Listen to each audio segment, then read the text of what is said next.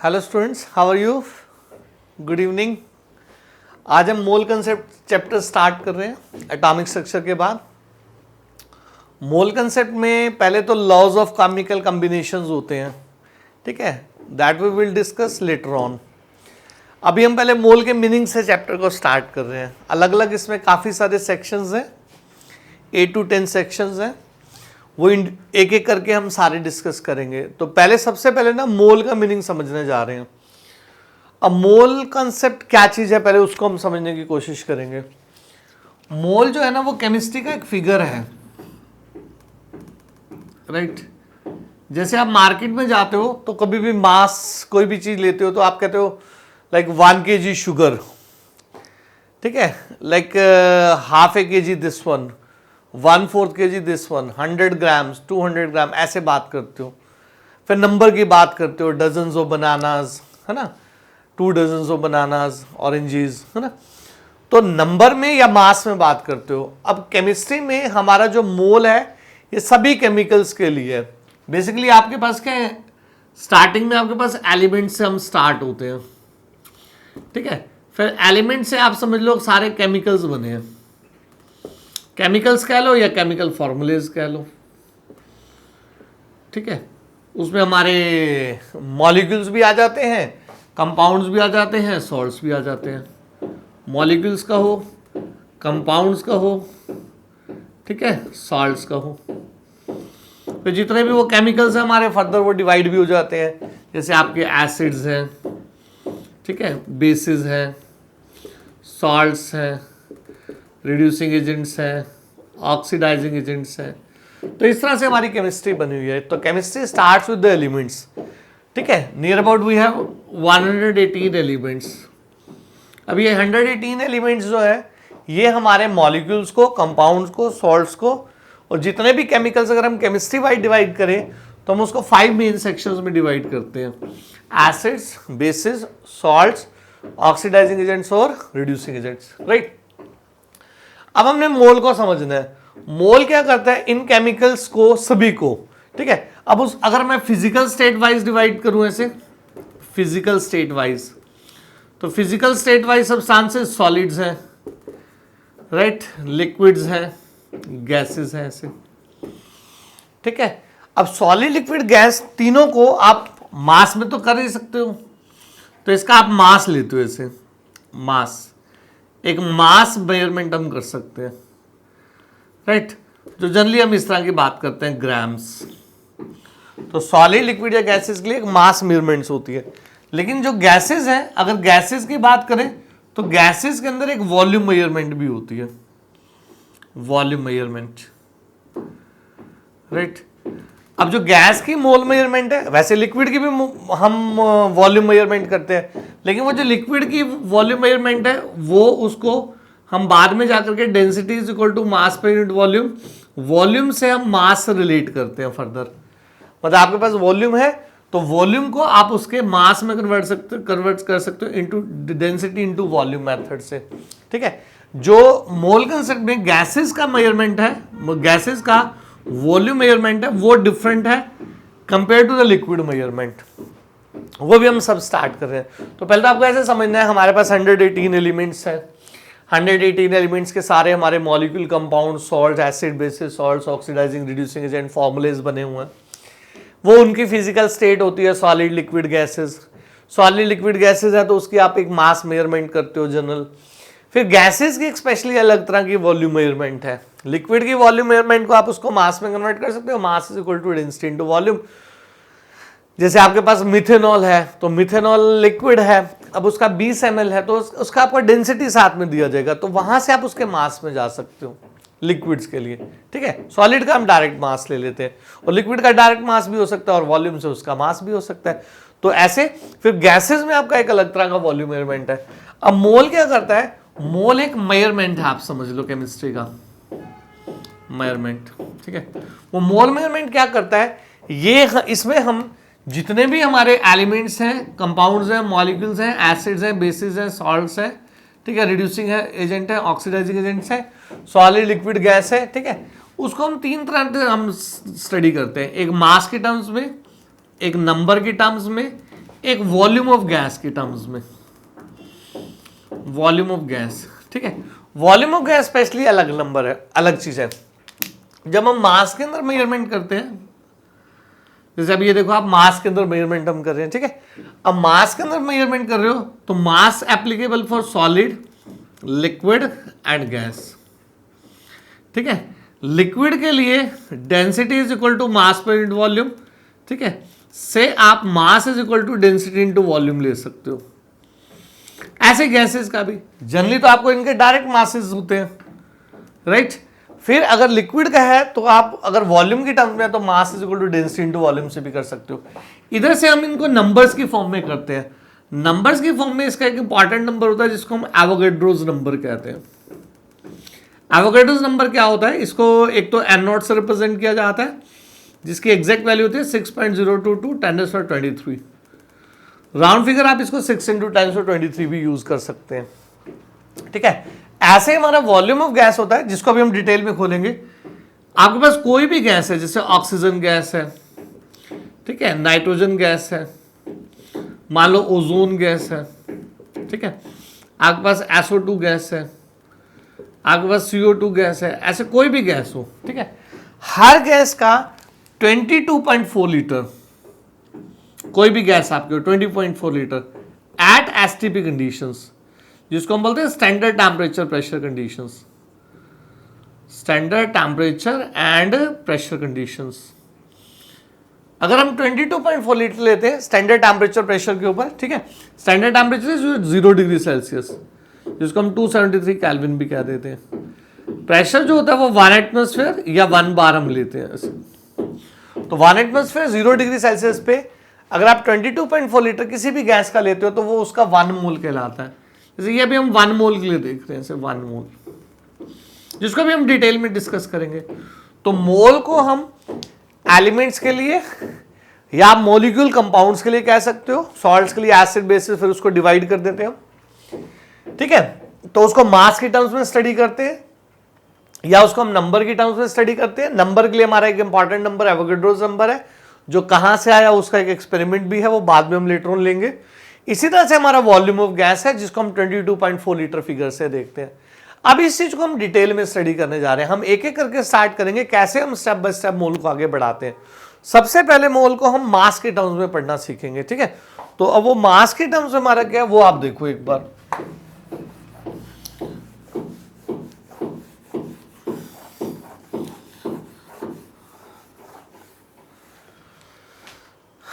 अब देखिए हम फर्स्ट से स्टार्ट करें, यहां से आप सोचो चैप्टर स्टार्ट हो रहा है आपका मोल इन टर्म्स ऑफ मास। पहले हम इसको मास से रिलेट कर रहे हैं, फिर नंबर से लेंगे, फिर वॉल्यूम ऑफ गैस लेंगे, फिर उनके एक्सपेरिमेंट्स और जैसे जैसे काम चलेगा, ठीक है। तो मोल इन टर्म्स ऑफ मास की बात करें तो सबसे पहले आप एलिमेंट्स से स्टार्ट करते हो। एलिमेंट्स जैसे हमारे पास 118 के करीब एलिमेंट्स हैं, ठीक है। तो वी हैव 118 एलिमेंट्स।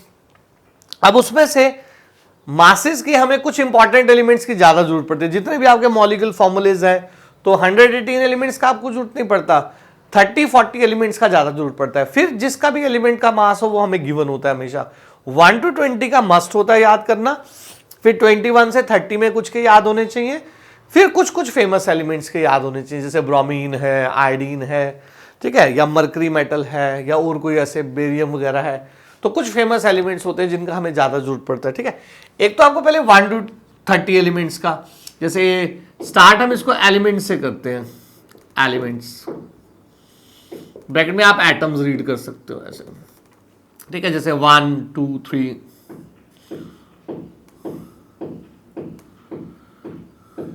ठीक है, ये 1 to 10 एलिमेंट्स। फिर ऐसे ही आपके पास 11 से फिर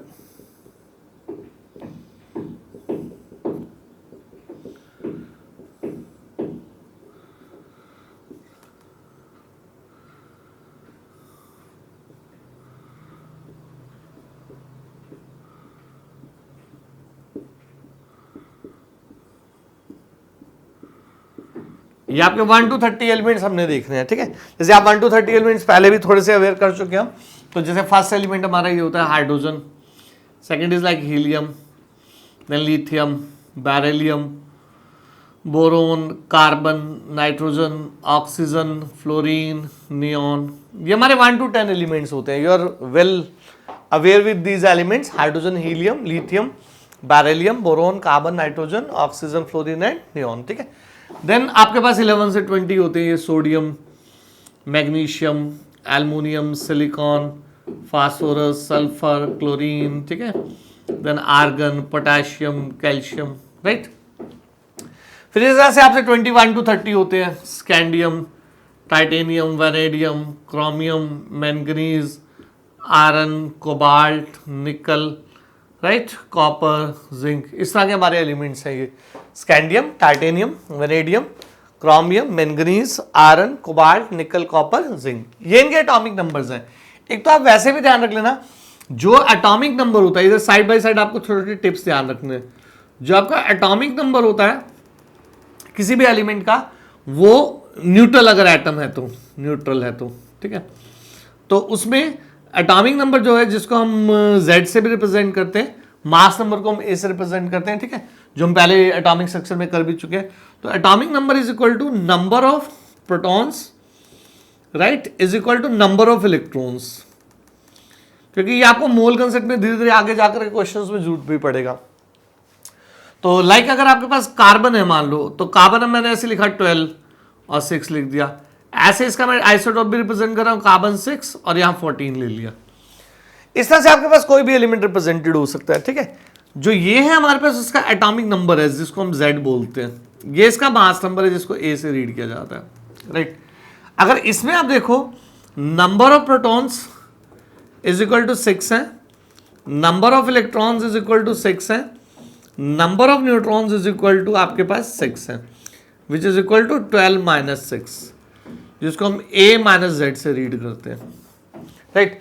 लेकिन अगर इसमें देखें अगर आप, तो number of protons is equal to 6, right, number of electrons is equal to 6, right, number of neutrons, neutral वाले जो होते हैं, is equal to 14 minus 6 is equal to आपके कितने हो गए 8.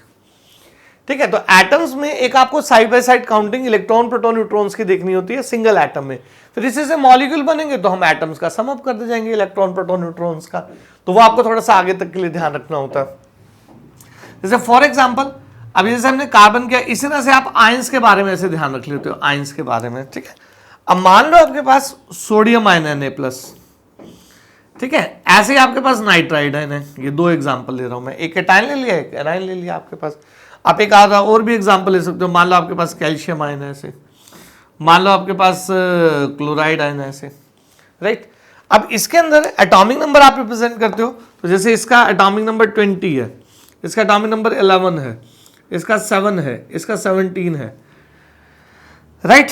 तो जब हमारे आयंस बनते हैं तो उसमें सिर्फ इलेक्ट्रॉन का चेंज आता है. जैसे इसके अंदर 20 आपके प्रोटॉन्स हैं, राइट, 18 आपके इलेक्ट्रॉन्स हैं.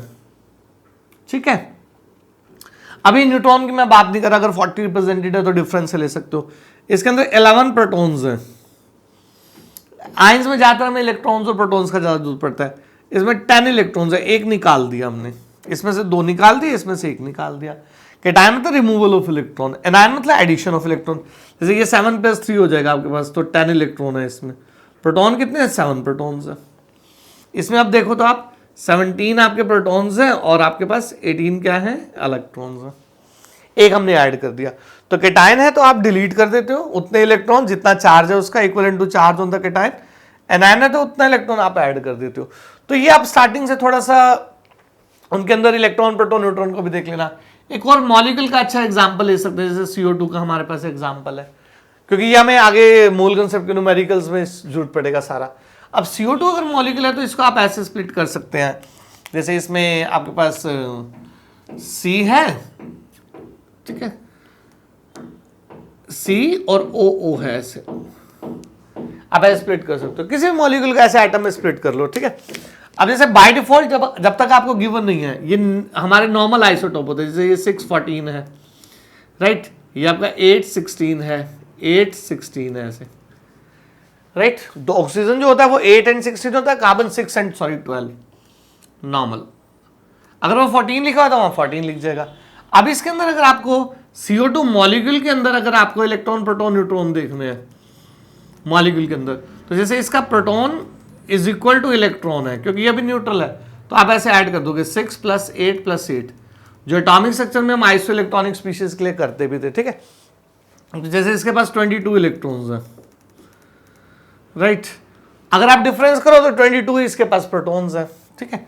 तो 22 प्रोटॉन्स है, 22 इलेक्ट्रॉन्स है, 22 ही इसके पास क्या है, न्यूट्रॉन्स है। तो ये एटम्स के ऊपर और मॉलिक्यूल्स के ऊपर अंदर से इलेक्ट्रॉन प्रोटॉन न्यूट्रॉन आप जैसे एटॉमिक स्ट्रक्चर में हम करते थे वो निकाल सकते हैं, ठीक है। ये काउंटिंग में हमें आगे जाकर के जरूरत पड़ेगा, ठीक है। अब हम आते हैं मास के ऊपर। जैसे अब इनके एलिमेंट्स के मास देख रहे हैं, ऐसे मासेस, राइट। अब ऐसे हाइड्रोजन का अगर आप मास देखो तो हाइड्रोजन का मास आपके पास ऐसे है 1, मैं राउंड ऑफ फिगर लिख रहा हूं इसको 1, हीलियम का 4, lithium 7, beryllium 9, 11, 12, nitrogen is 14, oxygen is 16, fluorine is 19, neon is 20। बाकी आपको गिवन भी होते हैं, अगर पॉइंट्स में है तो 19.8 इस तरह का गिवन होगा, ठीक है। तो hydrogen 1, helium 4, lithium 7, beryllium 9, boron आपके पास 11, carbon 12, nitrogen 14, O 16, fluorine is 19, neon is 20, ठीक है। तो 1 to 20 आपको थोड़ा सा इंपॉर्टेंटली याद रहने चाहिए, उसके बाद के हमें जनरली गिवन होते हैं। तो जैसे सोडियम है तो it's 23, magnesium is 24, aluminium is 27, ठीक है। Silicon is 29, phosphorus is 31, sulphur is 32, chlorine is 35.5, है ना। आर्गन इज 40, पोटेशियम इज 39, ठीक है। Calcium is again 40, right. तो इनके मासेस है। इन पे फिर स्कैंडियम, टाइटेनियम, वेनेडियम का उतना जरूरत नहीं पड़ता। Chromium is like 52, manganese is 55, iron is 56, cobalt का उतना जरूरत नहीं पड़ता 58.5, आपको गिवन भी होते हैं 63.5, 65। ये फ्यूचर तक हमारे को काम आते हैं, जैसे जैसे आगे चैप्टर चलते जाते हैं बॉन्डिंग में हर जगह आपको ये काम आएंगे। ये कुछ और इंपॉर्टेंट एलिमेंट्स के आपको याद रखने हैं, क्रोमियम 52, मैंगनीज 55, आयरन 56। जनरली ये मासेस डबल होते हैं एटॉमिक नंबर से, बट हर जगह नहीं, थोड़ा बहुत उसमें एक्स्ट्रा डबल होते हैं, डबल से ज़्यादा होते हैं, कम रेयर होते हैं। तो निकल का 58.5, copper is like 63.5, zinc is like 65। तो ये थोड़े थोड़े एलिमेंट्स के मासेस है। जैसे इसके अलावा आपको कुछ इंपॉर्टेंट एलिमेंट्स के और मासेस काम आ जाते हैं, जैसे बेरियम है तो 137 है, ये आपको गिवन होते हैं। फिर मान लो ब्रोमीन है तो वो 80 है ऐसे, ठीक है। आयोडीन है तो 127 है, राइट। मरकरी है तो वो 200 है, इस तरह से। या इसके अलावा कोई ऐसे और नया एलिमेंट आता है तो आपको गिवन होते हैं। ये मैक्सिमम आपके यूज में होते हैं एलिमेंट्स, ठीक है। तो इसके 1 to 30 आपको मेन याद रखने होते हैं, उसके बाद अगर कोई आता है तो आपको गिवन होते हैं, वो आप वहां से कर भी सकते हो। तो पहले तो हमने एलिमेंट्स के मासेस कर लिए, फिर एलिमेंट्स के मासेस से हमारे पास अब जो ये एलिमेंट्स के आपने मासेस किए, तो पहले आपको ऐसे ध्यान रख लेना है, ये सभी एलिमेंट्स के 1 मोल हो जाते हैं, 1 मोल, ठीक है। तो 1 मोल 4 पहले आप एलिमेंट से तैयार करते हो। तो अब 1 मोल अगर मैं हाइड्रोजन का लेता हूं तो वो 1 ग्राम है, हाइड्रोजन एटम का, मॉलिक्यूल का नहीं। अभी से जब मॉलिक्यूल बनेंगे तब 2 ग्राम हो जाएगा H2 का, ठीक है। तो हीलियम का 4 है, इसका 4 इज इक्वल टू 1 मोल है ये, राइट। आपको ऐसे पढ़ना है। अगर कार्बन है तो इसका 12 ग्राम अगर आप पढ़ते हो तो इसको हम 1 मोल कहते हैं, ऐसे, राइट। अभी इसमें थोड़ा सा ये एडिशनल एक चीज देखना, उसको थोड़ा ध्यान से समझना, ठीक है। इसको हम थोड़ा और प्रिलिमिनरी बैकग्राउंड से ले रहे हैं। जैसे आपके पास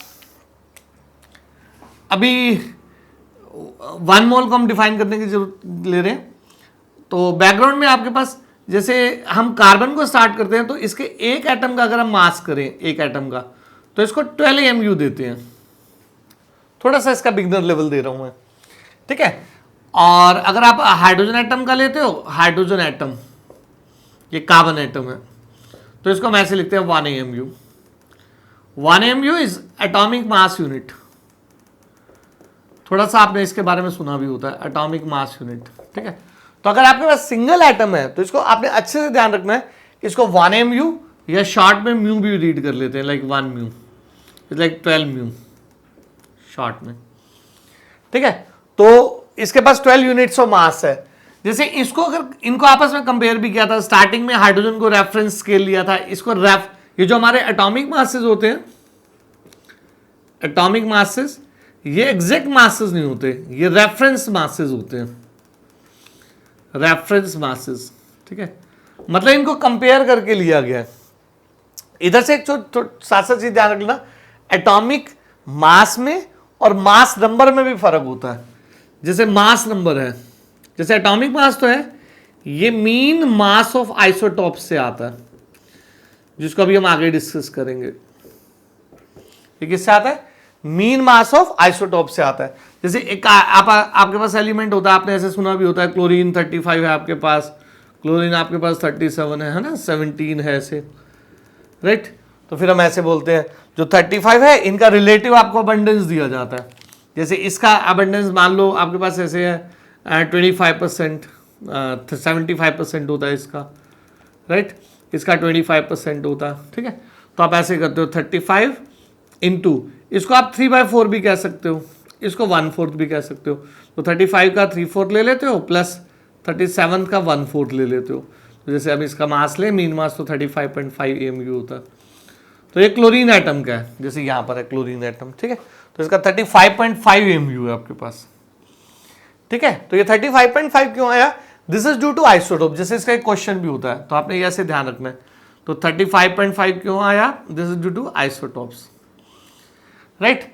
अब अगर आपके पास क्लोरीन 35 है और क्लोरीन 37 है मान लो, जैसे ये 17 है, ये 17 है, तो ये जो आप 35 और 37 रिप्रेजेंट करते हो, इनको मास नंबर्स कहते हैं, जिसको आप ए से रिप्रेजेंट करते हो, जो आपके पास number of protons plus number of neutrons के बराबर होता है ऐसे, ठीक है। लेकिन ये तो है एटम्स, उनके मास नंबर्स, लेकिन आप जब मीन मास लेते हो तो इसको हम क्या कह देते हैं? Atomic mass. अब ये रेफरेंस मासेस होते हैं सारे, किसी भी ये मास, जब जो जितने भी ये मासेस हैं, ये कभी भी एग्जैक्ट मासेस नहीं होते, नॉट एग्जैक्ट मासेस उस एलिमेंट के।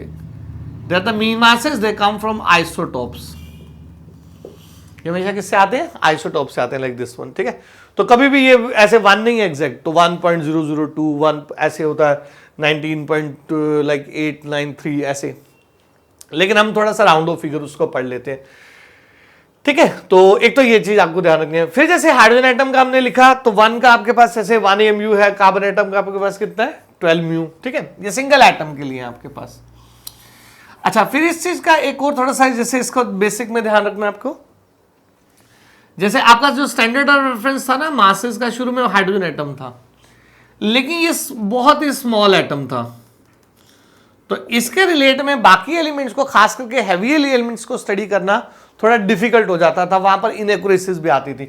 तो इसको स्टार्टिंग में स्टैंडर्ड ऑफ रेफरेंस किया, फ्यूचर बाद में जाकर के कार्बन 12 को हमने मास बना दिया, से कार्बन 12 को मतलब स्टैंडर्ड ऑफ रेफरेंस बना दिया, स्टैंडर्ड, ठीक है, फॉर एटॉमिक मासेस,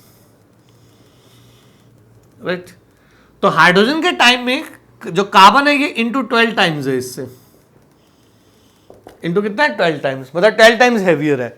ऐसे मैग्नीशियम, ऑक्सीजन है तो 16 टाइम हैवियर है, आर्गन है तो 40 टाइम, आयरन है तो 56 टाइम, यूरेनियम है तो 235, ठीक है। जैसे यूरेनियम है मान लो, तो आपको जो भी उसका मास लेते हो, लाइक यूरेनियम 235 ऐसे, ठीक है। मरकरी है तो 200 टाइम्स, तो उससे कितने टाइम हैवियर है। फिर बाद में इसको कार्बन 12 पे कन्वर्ट कर दिया गया। अब कार्बन 12 के टर्म्स में हम 1/12 ऑफ कार्बन 12 एक कंसेप्ट लेते हैं, इसको हम 1 AMU रीड करते हैं आजकल। इसी को एटॉमिक मास यूनिट रीड किया जाता है। तो what is atomic mass unit is, right, what is atomic mass unit is 1/10 of the carbon, 1/12 of the carbon 12 taken as 12 units। इसको हम 12 यूनिट्स ले लेते हैं, 12 यूनिट्स, उसका 1/12 कर देते हैं। तो ये स्टैंडर्ड आजकल कार्बन 12। अब कार्बन 12 के मुकाबले में हर एलिमेंट को कंपेयर किया जाता है, वो कितने से टाइम्स हैवियर है, या आपके पास कोई एलिमेंट है इससे लोअर मास का भी हो सकता है, तो उससे कंपेयर करके ये सारे मासेस लिए गए हैं। तो आपने वहां बस एक डेफिनेशन ध्यान रखना होती है, what is atomic mass unit. Atomic mass unit is 1/12 of the carbon 12 taken as the 12 units. Previously the standard for the atomic masses was hydrogen atom, now it is carbon 12 जिसको 12 AMU कहा जाता है। ये भी atomic पे है। अब इन्हीं को हम मासेस को ग्राम्स में रिप्रेजेंट करते हैं, ठीक है। अब इसको ग्राम्स में हमने देखना है, मासेस को ग्राम्स में, अभी एटम्स के, नॉट द मॉलिक्यूल्स, ठीक है। अभी इससे मॉलिक्यूल फिर तैयार हो जाते हैं। अब ग्राम्स में जब इन्हीं एलिमेंट के मासेस को आप ग्राम्स में देखते हो तो इसको हम 1 मोल कहते हैं, जिसको हम एलिमेंट्स के लिए ग्राम एटॉमिक मास भी रीड करते हैं, ठीक है। ब्रैकेट में इसको जनरल में सभी के लिए मोलर मास रीड करते हैं, इसको बोलते हैं ग्राम एटॉमिक मास, ठीक है। जैसे अभी इन्हीं को आप लिख लो, जैसे अब कार्बन है मान लो, या हाइड्रोजन है आपके पास, मैं ऐसे बीच में एलिमेंट ले रहा हूं, लाइक हाइड्रोजन ले लिया, मान लो कार्बन ले लिया, राइट। इसी तरह से मान लो मैं एल्युमिनियम ले लेता हूं, इस तरह से एल्युमिनियम, ठीक है। इसी तरह से आपने क्लोरीन ले लिया तो 35.5 ऐसे, right. Hydrogen is 1, carbon is 12, अगर इसका आइसोटोप है तो 14 भी ले लेते हैं, वो जैसा गिवन हो आपको, ठीक है। एल्युमिनियम इज लाइक 27, मान लो आयरन है तो इट्स लाइक 56 ऐसे ले लिया, ठीक है। आयोडीन है तो 127 ले लिया आप ऐसे। अब इसको हम ग्राम्स में रिप्रेजेंट करते हैं, grams grams grams grams grams, right, grams, ठीक है। तो अगर आप ग्राम्स में इसको रिप्रेजेंट करते हो तो अब इसको हम बोलते हैं ग्राम एटॉमिक मास। जब आप ग्राम एटॉमिक मास लेते हो तो ग्राम एटॉमिक मास जो है आपका, इसको अब हम 1 मोल कहते हैं। तो किसी भी एलिमेंट का, आपके पास एक 118 एलिमेंट्स है, किसी भी एलिमेंट का मास अगर आप ग्राम्स में एक्सप्रेस करते हो तो उसको हम क्या कहते हैं, 1 मोल। जैसे आयरन का अगर आप 56 ग्राम ले लेते हो तो इसको हम 1 मोल रीड करते हैं। कार्बन का आप 12 ग्राम ले लेते हो तो इसको हम 1 मोल रीड करते हैं। सल्फर का अगर आप 32 ग्राम रीड करते हो तो आप इसको क्या कहते हो, 1 मोल, ठीक है। एक एटम लेते हो तो 32 AMU, अगर 1 मोल लेते हो, इस बात को बड़ा ध्यान से ध्यान रखना है, समझ के ध्यान रखना है। तो एक एटम को लेते हो 32 AMU, एक मोल ऑफ एटम लेते हो जो हमारा आगे जाके एवोगाड्रो नंबर होता है, अभी उसको हम डिस्कस करेंगे, तो ये 32 ग्राम बन जाता है। एक एटम कार्बन का है 12 AMU, एक मोल ऑफ कार्बन एटम कितना है हमारे पास, 12 ग्राम्स, राइट। तो एटम, और इसमें ध्यान रखना है, उसको AMU रीड करते हैं एटम के लिए, सिंगल एटम के मास को, और हमारे पास Avogadro number of basically atoms होते हैं मोल के अंदर। अगर मैं इसको नंबर में 7 की बात करूं तो इन एटम्स का मास हमारे पास फिर ग्राम्स में बन जाता है। तो आप इसको ऐसे भी रीड कर सकते हो, जो कार्बन 12 है ये आपके पास N0 या 6.022 10⁻23 कार्बन एटम्स का मास है, ये जो भी हम नंबर से आगे रिलेट करेंगे, ठीक है।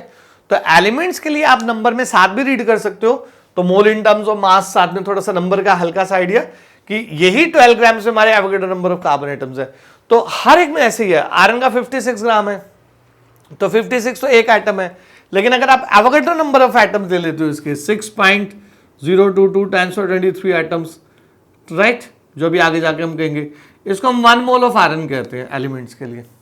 तो आप मोल और नंबर साथ साथ भी थोड़ा सा देख सकते हो, ठीक है। तो एलिमेंट्स के लिए हर एलिमेंट का एवोगाड्रो नंबर जो है वो आपका 1 मोल कहलाता है। 1 mole is Avogadro number of atoms of any element, मतलब आउट ऑफ 118। और उसका जो ग्राम्स है, अगर वो मास लेते हो आप उसका ग्राम्स में, तो वो उसका क्या कहलाता है, 1 मोल। ये हमारा पहले हमारा एटम से स्टार्ट होता है। अब एटम से जो है हमारे मॉलिक्यूल्स तैयार होते हैं, ठीक है। तो आप इसको साथ भी ले सकते हो, mole in terms of mass, and मैंने इसे साथ ही फिगर कर दिया ऐसे, एंड नंबर आप रीड कर सकते हो थोड़ा थोड़ा साथ साथ। तो ये पहले हमने एलिमेंट से स्टार्ट किया। तो एलिमेंट्स का हमने, अभी एलिमेंट्स को हम, जो गैसेस हैं वो हमारी, अगर आपके पास मोनोएटॉमिक है, जैसे अब आपके पास हीलियम गैस है आपके पास, ठीक है, हीलियम, नियॉन, आर्गन गैस, ठीक है, क्रिप्टॉन, जिनॉन, ठीक है, ये मोनोएटॉमिक गैसेस होती हैं, सिंगल एटम की बनी हुई है। बाकी अभी गैसेस आएंगे वो डायटॉमिक्स होती हैं या पॉलीटॉमिक्स होती हैं, तुमको पता है मोनोएटॉमिक गैसेस। तो इन मोनोएटॉमिक गैसेस के लिए आप अगर एलिमेंटल स्टेट की बात करें तो 1 मोल में, जैसे अब आर्गन है आपके पास, आपने इस एग्जाम्पल को ले लिया, अभी हम एलिमेंट से स्टार्ट किया था हमने, आर्गन आपने ले लिया, तो आर्गन को आप 3 तरह से लिख सकते हो 1 मोल को, इसके 1 मोल को, इसका 1 मोल 40 ग्राम्स के बराबर है। 6.022 10⁻23 एटम्स के बराबर है, राइट। 22.4 लीटर